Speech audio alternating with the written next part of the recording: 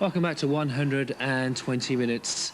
In recent weeks, The Clash have re-emerged onto pop charts all across Europe to claim the space they never truly occupied in their heyday in the late 70s and early 80s. To many people, they are the greatest rock and roll band that ever existed. To others, who are The Clash? Well, you can make up your mind right now. We have a spotlight on the band that was actually made 2 years ago on the release then of the complete Clash. It's now back in your shops, as well as an accompanying video. Chris Salovich is talking to Joe Strummer. We have most of the videos and also some footage shot in New York at the time. Here they are, The Clash.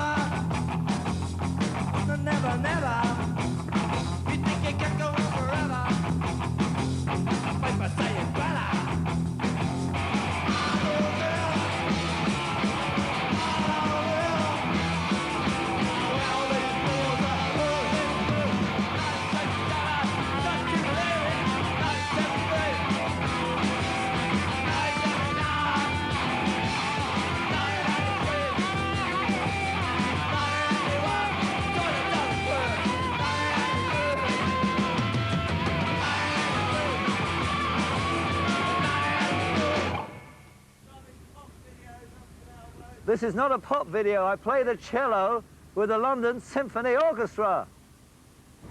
So listen, when you were in the 101ers, were you living around here as well? Yeah, the 101s was a squat band, formed in a squat. And we started squatting over there by Walterson Road, Elgin Avenue. And gradually we sort of seemed to drift this way as we squatted, were thrown out of houses and squatted new ones. And we ended up over there opposite the Metro Youth Club. And here we are coming out to Mick Jones's flats. So was he living there when you met him? Yeah, with his gram.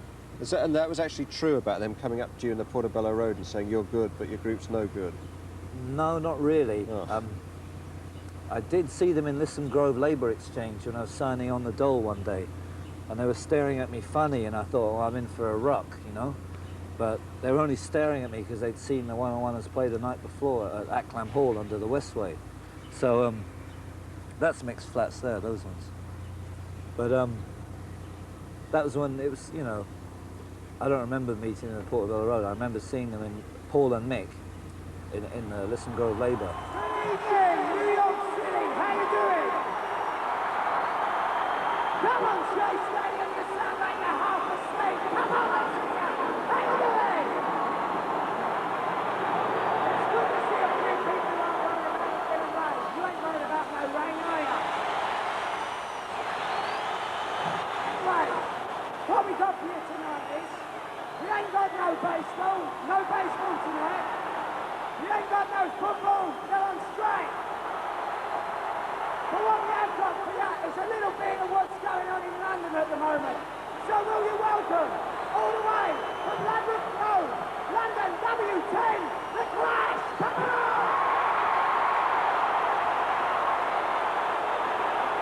1, 2, 3, 4!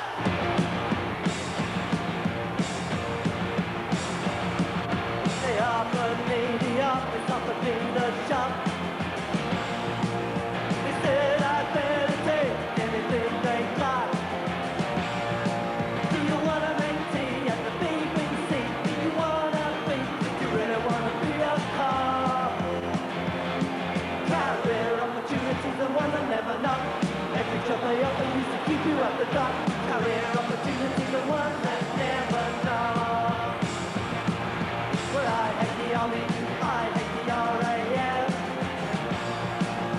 I don't wanna die fighting in an open street. I hate civil service rules. I want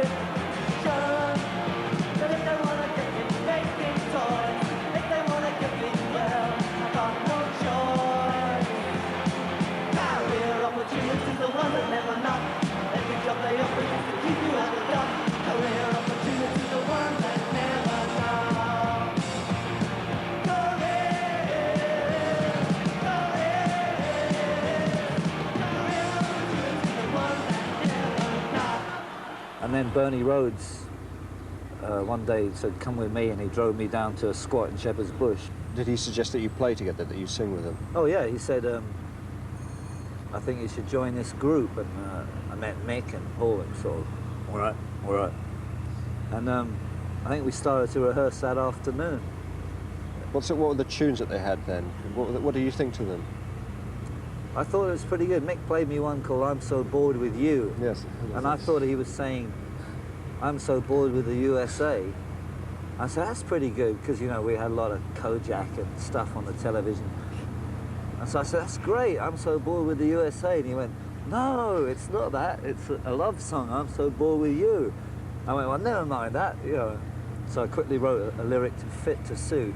It seemed ultimately to be kind of divided up into the fact that he was writing most of the music and you were writing most of the words. Yeah. Did it start off like that, really? Yeah, although now and again, you know, we'd separate, like he'd come up with Jenny Jones or I'd come up with London's Burning, which we continued to do throughout our time together. But quite often, you know, it would be he'd play me a tune and I'd write a lyric, or I'd give him a lyric and he'd come up with a tune for it. Like the really great stuff like White Man and Hamster Ballet.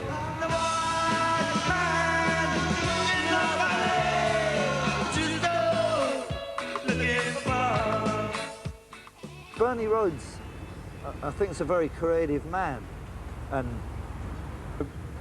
I remember clearly he gave us a direction by saying, you know, write about what's important to you.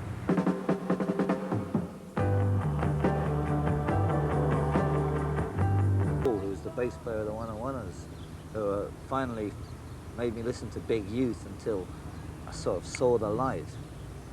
And I found it quite a hard step going from R&B into that deep reggae style. But once it was under your skin, it became almost a passion. Police and Thieves, that was really the first time any white band had attempted to cover dared to do it. a reggae hit. And we used to discuss this with Johnny Rotten, that it was, because everyone was really into reggae, especially Rotten most of all, Paul Simonon. And it was considered, you know, a little bit naff if you were trying to copy that style, but I think we did it in a way that was, we lent something of our own to it. I mean, I remember being frightened as hell listening to like Junior Mervin's feathery voice, you know, floating high above the track, and then thinking, God, I've got to go and sing this with my useless voice, you know. What did Scratch Perry think to it, though, because he produced Complete Control? Yeah, after we did that, we got in contact with some of the reggae mix masters, and Perry agreed to come over. He was actually over here at Island in Basing Street there with Bob Marley doing Punky Reggae Party, which when, you know, the Jam, the Clash, and whoever else will be there. The Feel Goods too. Yeah, we'll be there.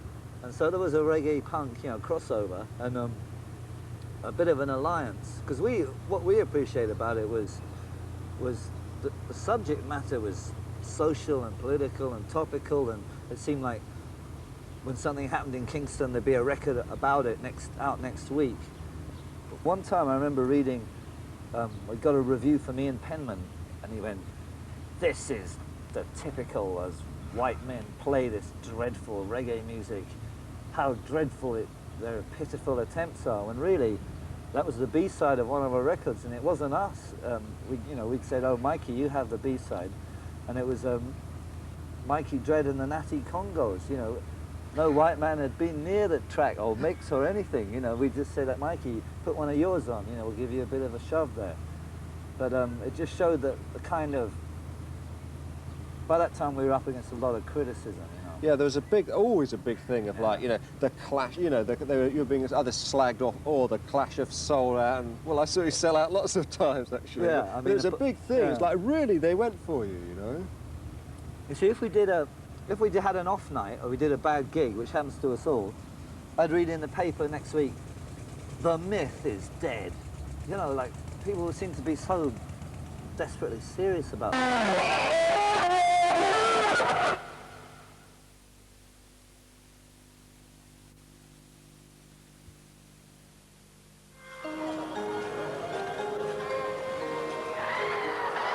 Don't party with death. Don't drink, and drive.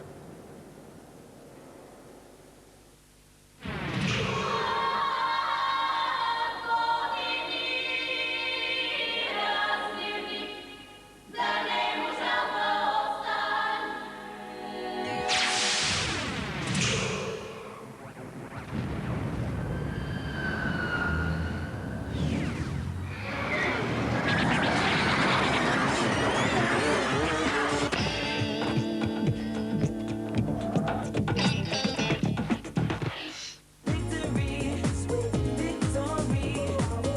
Let the party begin. Great and Remixed. Das neue Album von Kool and the Gang. Ihre größten Hits neu gemixt von Ben Liebrand, Hughes und Oliver Mom.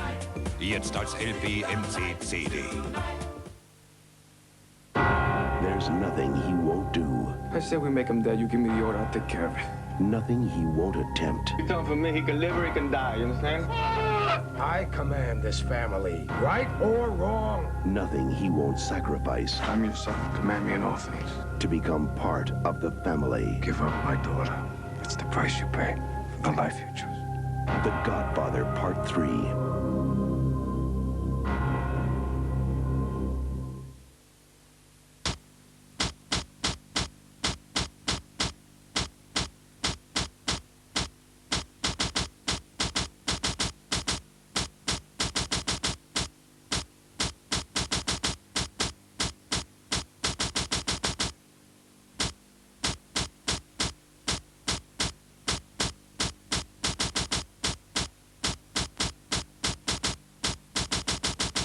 United Colors of Benetton.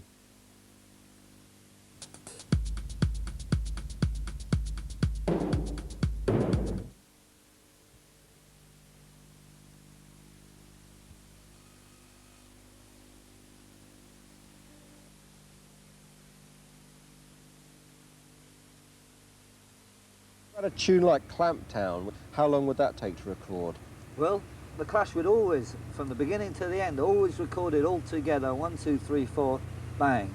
And then Mick might put in a couple of guitars on top, and then I'd do the vocals again, and we'd do some backing vocals, and that would really be it.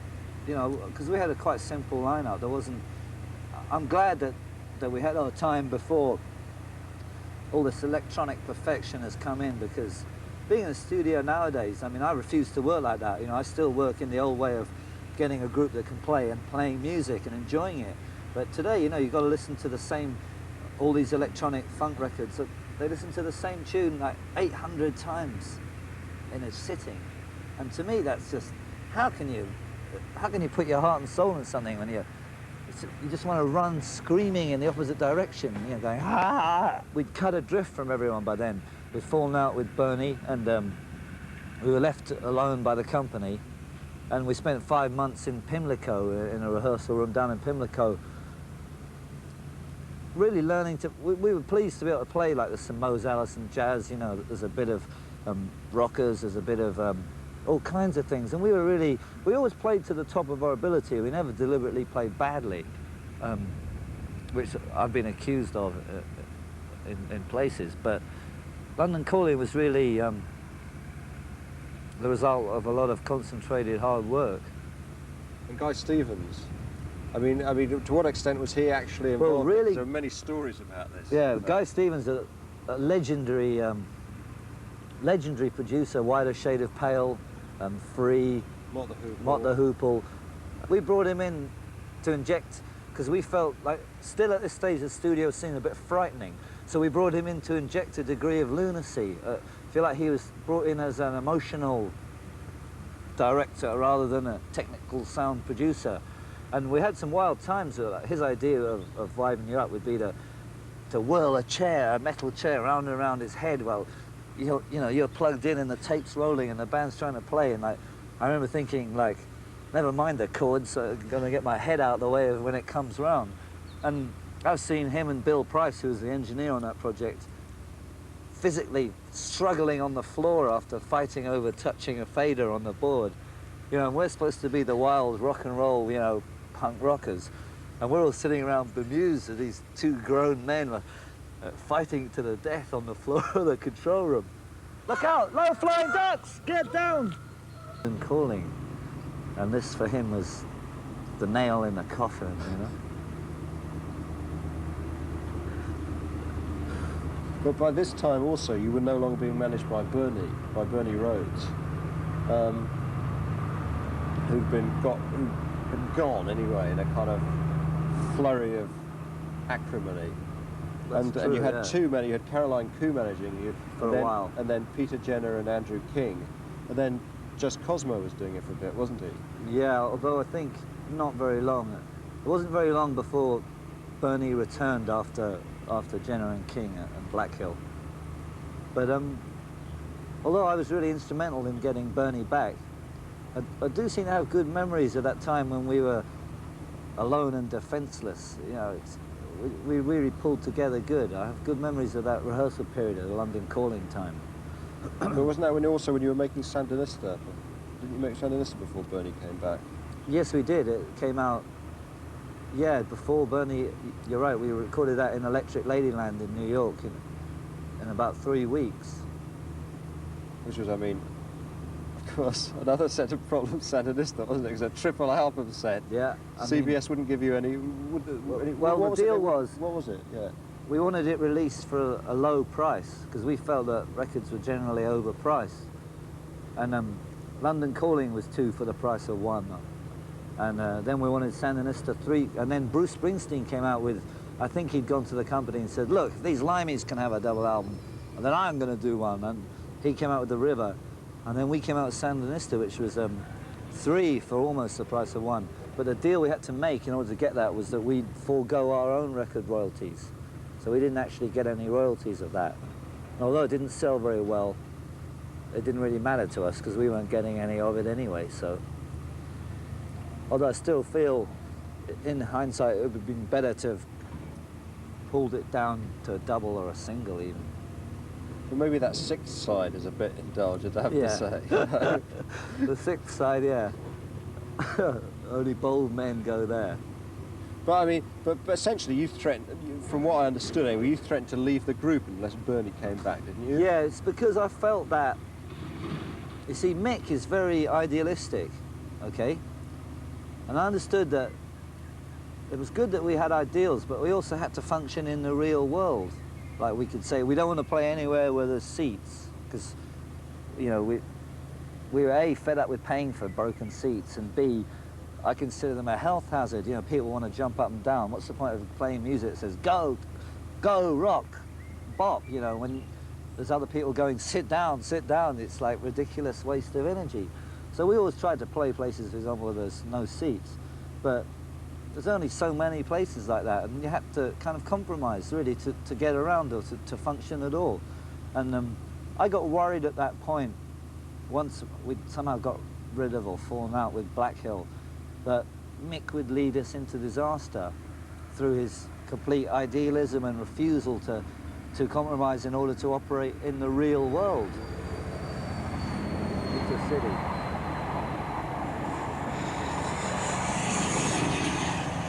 Packed with football hooligans with first-class tickets.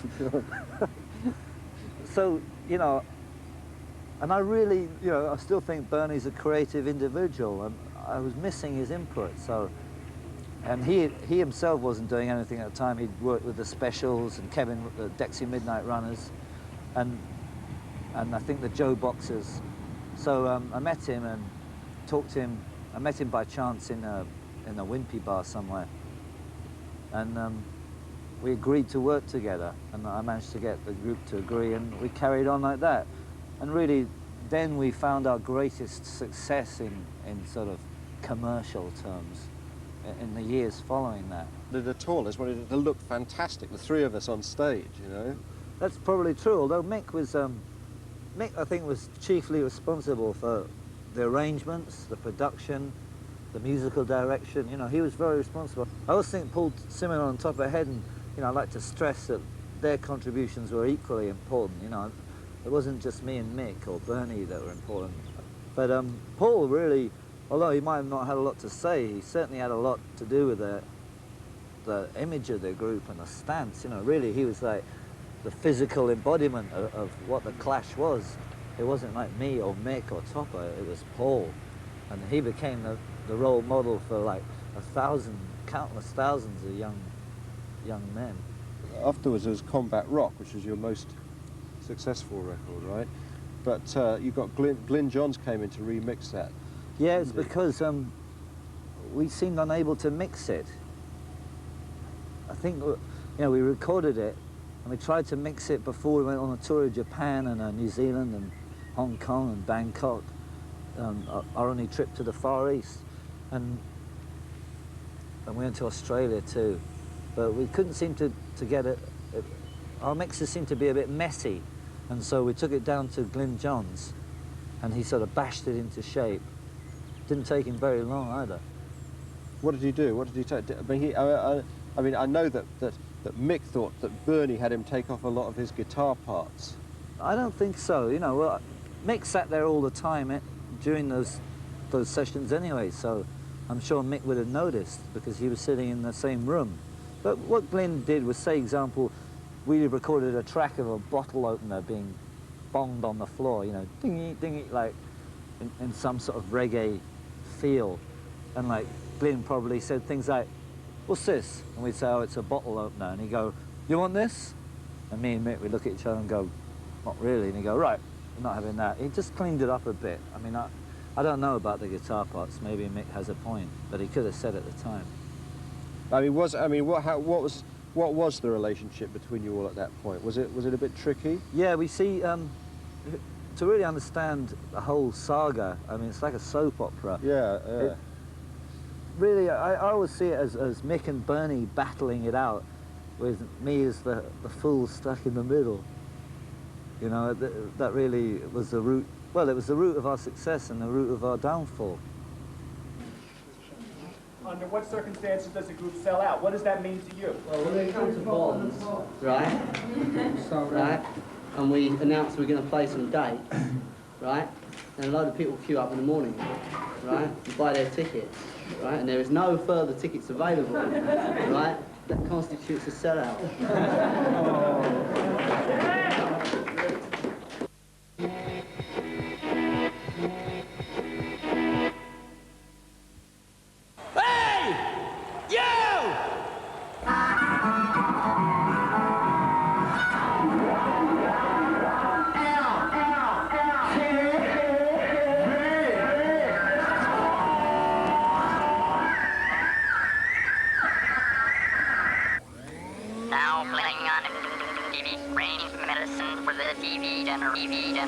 Generation.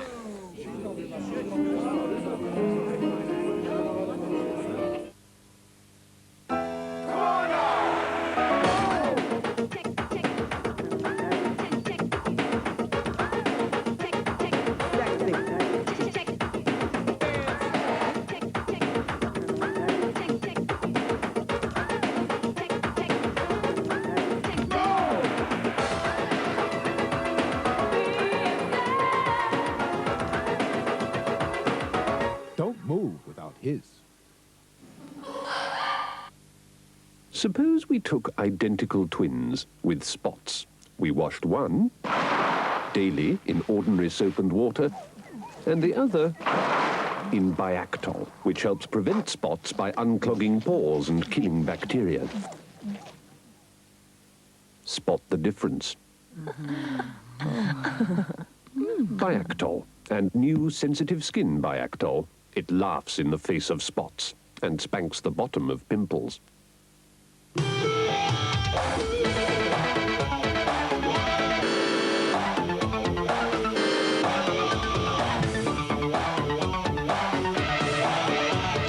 ZZ Look by Brown.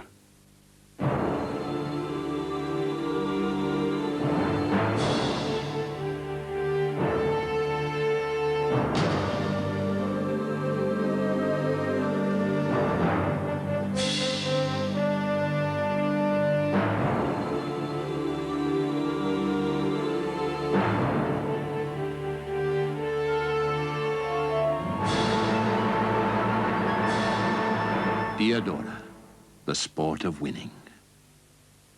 I'm tired. Me too. Let's take a break. Yes. Do you have any creamy chocolate? No, I want something crispy and chocolatey. Nicest breaks are lilac breaks. What's this then? That's Milka Lila Paws, full of nutty, crispy fillings. It tastes really tender. Because only creamy alpine milk chocolate goes into Milka Lila Paws. Breaks.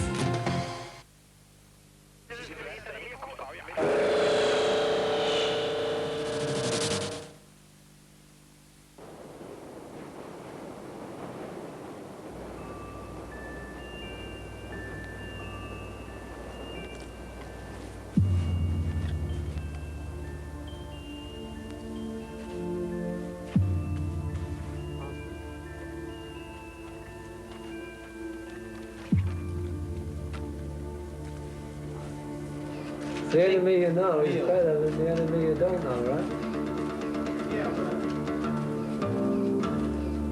It's kind of a thing like that. Please help us by clearing the street now. The afternoon performance has been postponed. Good evening. The hot rock group The Clash should be playing right now in Manhattan's Bonds Disco, but it isn't. The city shut the hall down because of overcrowding at earlier concerts, and the shutout fans are not happy.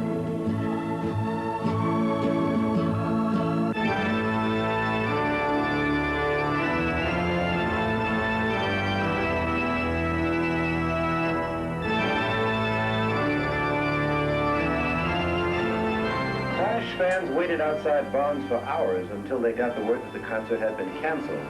People came from all over. This is not fair.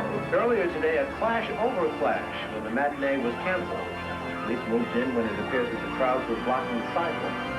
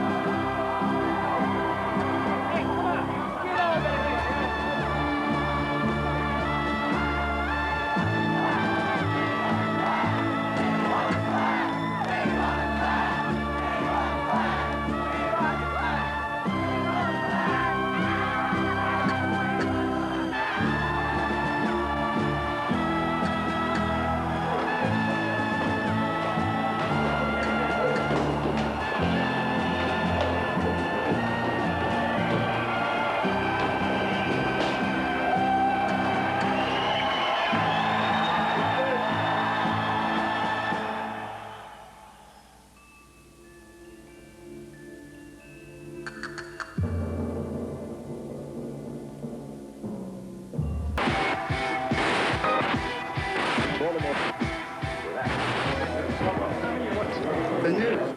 Behind the news. They're getting information. The Clash. Yes, sir. And here's the news. This is Radio Clash. So there you had The Clash here on 120 Minutes, and I hope you enjoyed it. Over the next few weeks, we've got some good things on the way. Next week, we'll be taking a look at Jane's Addiction, and also another band